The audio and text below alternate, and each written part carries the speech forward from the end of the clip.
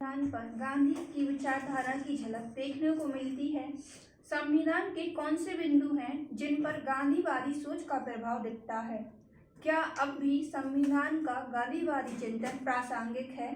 अपने विचार प्रस्तुत करें।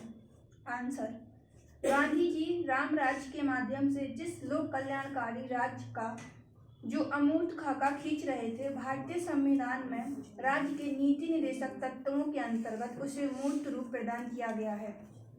अनुच्छेद 40 के अंतर्गत स्थानीय स्वशासन के गांधीवादी सिद्धांत का वर्णन था, जिसे 73वें और 74वें संविधान संशोधन द्वारा संवैधानिक दर्जा प्रदान कर दिया गया। अन्य गांधीवादी सिद्धांतों के अंतर्गत सहकारिता को बढ़ावा देना, अनुच्छेद 43, राज्य समाज के कमजोर वर्गों विशेषकर SC, ST और अन्य कमजोर वर्गों के शैक्षिक और आर्थिक हितों को बढ़ावा देना, अनुच्छेद 46, नशीले पेय तथा स्वास्थ्य के लिए हानिकारक नशीले पदार्थों के सेवन पर रोक लगाना, अनुच्छेद 47 शामिल हैं। गांधी जी मातृभाषा के प्रबल समर्थक थे। उनका मानना था कि छात्रों को उनकी मातृभाषा में शिक्षा प्रदान की जाए। संविधान की आठवीं सूची में 22 भाषाएं शामिल हैं।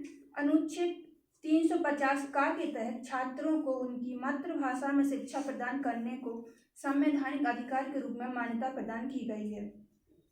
अनुच्छेद 15, राज्य किसी नागरिक के विरुद्ध केवल धर्म, मूल, वंश, जाति, लिंग, जन्मस्थान अथवा इनमें से किसी के आधार पर कोई विभेद नहीं करेगा में भी गांधी का समानता का भाव प्रदर्शित होता है। वर्तमान समय में भी संविधान का गांधीवादी चिंतन प्रासंगिक है, क्योंकि संविधान के गांधीवादी चिंतन से जिन ग्राम पंचायतों का गठन किया गया, उनके माध्यम से लोकतंत्र को मजबूती मिली और शक्ति का विकेंद्रीकरण होने के साथ साथ महिला सशक्तिकरण को बल मिला है। कुटीर उद्योगों का विकास, अनुच्छेद 47 के माध्यम से भारत की अर्थव्यवस्था की बुनियादी ढांचा मजबूत बनाया जा सकता है तथा पर्यावरण संरक्षण, अनुच्छेद 48 और अंतर्राष्ट्रीय शांति, अनुच्छेद 51 आदि के माध्यम से यह पता चलता है कि गांधीवादी चिंतन संविधान में वर्तमान में भी प्रासंगिक है। निष्कर्ष: गांधीवादी विचारधारा भारत में ही नहीं अपितु अमेरिका में मार्टिन लूथर किंग, दक्षिण अफ्रीका में नेल्सन मंडेला और म्यांमार में आंग सान सू की जैसे लोगों के नेतृत्व में समाज कल्याण की भावना को बढ़ावा दे रही है। कोई भी विचार देश, समय, स्थिति के अनुरूप नहीं होता। समय, काल, स्थिति में परिवर्तन के साथ ही मूल विचारों में परिवर्तन की आवश्यकता होती है।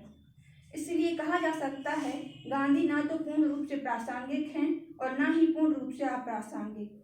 कुछ गांधीवादी विचारों में संशोधन वक्त की मांग है, जबकि कुछ विचारों को मूल रूप में अपनाना बदलते वक्त की आवश्यकता है।